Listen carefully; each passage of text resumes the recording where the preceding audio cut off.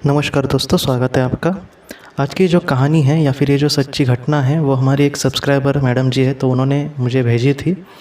तो उनके साथ क्या घटा वो उन्होंने कहा है, मैं आपको बताता हूँ कि ये 2009 की बात है। उनकी बेटी थी, उसकी उम्र थी 23 साल। उसको कुछ बड़ा ही बीमारी नहीं थी, बुखार जैसा ही कुछ आया और इतना वो बड़ा कि उनको एडमिट करना पड़ा अस्पताल में। जब एडमिट किया तो अस्पताल वालों ने कुछ रकम वगैरह उनसे ली और कहा कि हम ट्रीटमेंट करते हैं। तो उन्होंने ये कहा कि तकरीबन 1 लाख रुपए अस्पताल वालों ने उनसे लिए और उनको आईसीयू में वगैरह भर्ती किया। लेकिन जो घर वाले लोग थे इनको कुछ भी नहीं बताया, सिर्फ उस लड़की पर ट्रीटमेंट शुरू कर दी। और क्या हुआ कि दोस्तों कि उसकी जब उसको एडमिट किया गया था तो उसके अगले ही दिन शायद उसकी मौत हो गई थी उस लड़की की। लेकिन उनके घर वाले जो थे, उसके माँ पिता वगैरह, तो इनको कुछ भी नहीं बताया उसके बारे में। और अस्पताल वालों ने 2-3 दिन उनको वहीं पर रखना था। क्यों? क्योंकि उन्होंने फ़ीस वगैरह ली थी पहले ही, बिल वगैरह, तो इस वजह से। बाद में वो मैडम जी हमसे ये कहती है कि जब वो इस दुनिया उनको लग रहा है कि उनकी बेटी है अस्पताल में, उनके उस पर ट्रीटमेंट चल रही है, लेकिन वो इस दुनिया से असलियत में चली गई थी। जब ये लोग अपने घर पे थे और कहीं ना कहीं ये प्रार्थना कर रहे थे भगवान को कि वो ठीक हो जाए, तभी उनको एक एहसास हुआ इन मैडम जी को कि उनकी जो बेटी है वो उनके साथ बात कर रही है। और वो इतनी क्लियर संदेश दे रही थी अपनी माँ को कि मैं ठीक हूँ वहाँ पर, या फिर मैं इस दुनिया से चली गई हूँ मम्मी, लेकिन मैं हमेशा फिर से भी आपके साथ हूँ, लेकिन अब फ़िलहाल मैं एक शरीर रूप में नहीं हूँ आपके साथ। और उन्होंने ये कहा है कि एक हवा के झोंके की तरह वो लगती थी उसकी आवाज़ वगैरह जिस तरह से आती है, तो हवा के झोंके तरह वो उनको एहसास होता था। उन्होंने ये भी कहा कि बाद में उनको पता चला कि वो इस दुनिया से चली गई, और तब उनको लगा ही था, इसकी बातें सुनकर ही उनको लगा था कि शायद हमारी बेटी अब हमारे साथ नहीं है। और बाद में वो हमसे ये कहती है कि जब वो इस दुनिया से चली गई, उसका वगैरह सब कुछ हुआ वो, और उसके बाद वो ये कहने लगी कि फिर भी वो उनसे मिलती थी, उनके साथ बहुत ही ज़्यादा बात करती थी। और उनके घर में एक कुत्ता था, तो कुत्ते से भी वो बहुत प्यार करती थी। तो कुत्ता भी कभी कभी भौंकता था जब उसको एहसास होता था कि वो है दीदी जी। तो बाद में मैडम जी हमसे ये कहती है कि कभी कभी वो इतना उससे बातें वगैरह करती थी। उसने ये भी कहा था कि वो सतत लोक में है ऊपर, और वहाँ पर बहुत ही सुख से वो रह रही है।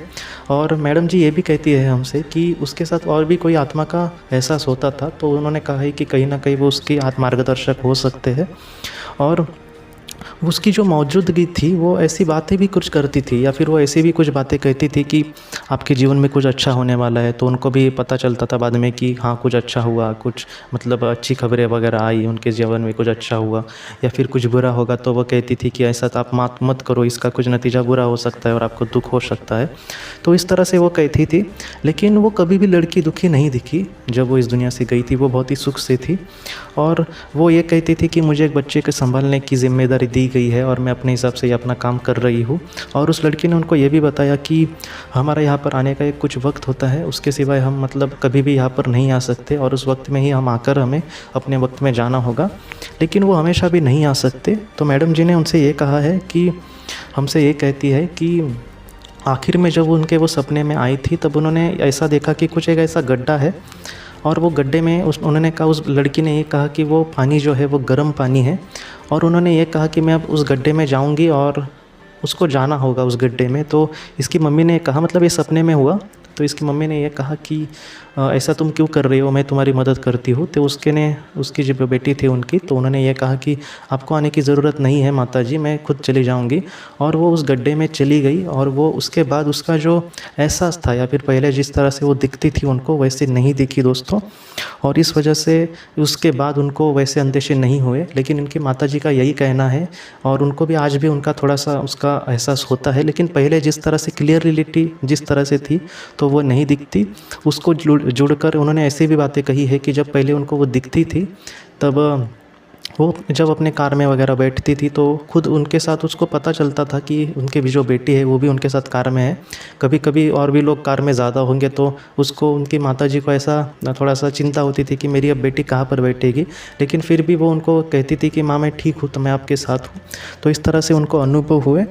जब इसका जब एक पंडित जी को इनके बारे में पूछा गया, उनके बेटी के बारे में, तो उन्होंने भी कहा कि ये एक बहुत ही पवित्र आत्मा शायद होंगी। उन्होंने अपना कुछ जो कैलकुलेशन करके देखते हैं, उनके पास कुछ ज्ञान होता है, तो उन्होंने कहा कि ये एक पवित्र आत्मा थी और वो कहीं ना कहीं कुछ कर्म बंधन की वजह से या फिर उसको कुछ भोगना था, तो इस वजह से शायद पृथ्वी पर आई थी और वो अपनी चीज़ें जो भी उसको भोगना था वो भोग कर चली गई। वो एक बहुत ही ऊँचे लेवल की आत्मा थी। और उन्होंने ये भी कहा है कि उसके जीवन में उसके मतलब ऑपरेशन वगैरह हुआ और उसने बहुत ही ज़्यादा दुख देखे। मतलब एक नॉर्मल ज़िंदगी एक या फिर खेल कूद या फिर जीवन जिस तरह से हम खुलकर जीते हैं, तो वैसे ही उस बेचारी लड़की के सामने जीवन नहीं आया, लेकिन फिर भी वो अपने जीवन में खुश थी। और आज भी उनको पता है या फिर आज भी उनको यकीन है कि वो हमेशा उसके साथ है या फिर वो वहाँ से उनको ज़रूर प्यार भेजती होंगी। और ये मैडम जी यही कहती है हमसे कि मुझे लगता है कि ये कहानी हमें यही कहती है कि हमारे जो अपने होते हैं वो हमसे कभी भी नहीं बिछड़ते दोस्तों। ऐसे अनुभव सारे लोगों को नहीं होते, लेकिन एक बात तो तय है कि आत्मलोक में हम ज़रूर एक दूसरे से मिलेंगे और वहाँ पर हम बहुत ही खुशी से अपने लोगों के साथ रह सकते हैं और उनको अपने दिल की सारी बातें कह भी सकते हैं दोस्तों। तो आज की इस कहानी को लेकर बहुत सारी चीज़ें हमें पता चली दोस्तों। तो हम अपनी अगली वीडियो में मिलते हैं। अब दोस्तों आप अपने परिवार का ख्याल रखना। आपका बहुत बहुत शुक्रिया। ज़िंदगी की रोशनी ये संस्था ऐसे लोगों के लिए काम करती है जिन्होंने किसी अपने को खोया है या फिर जो लोग अपनी ज़िंदगी में बहुत ही ज़्यादा दुखी है। जो लोग इस संस्था से जुड़ते हैं उनको तकरीबन 50 किताबें भेजी जाएगी उनके व्हाट्सएप पर या फिर ईमेल पर। ये किताबें आत्मलोक या फिर मौत के बाद हमारे साथ क्या होता है, इन सारी चीज़ों की आपको पूरी तरह से जानकारी देगी। और इसके साथ साथ आपको एक पास्ट लाइफ रिग्रेशन थेरेपी की ऑडियो भी भेजी जाएगी। इस ऑडियो की मदद से आप घर बैठे अपनी पास्ट लाइफ रिग्रेशन करने की कोशिश कर सकते हो। बहुत लोग पास्ट लाइफ रिग्रेशन थेरेपिस्ट के पास किसी कारण के वश नहीं जा सकते, तो ऐसे लोगों के लिए मदद के लिए ये ऑडियो तैयार की गई है। तो आप ज़रूर इस संस्था से जुड़े। इस संस्था से जुड़ने के लिए सामने जो व्हाट्सएप का नंबर दिया है, आप कृपया उस पर संपर्क करें। आपका बहुत बहुत शुक्रिया।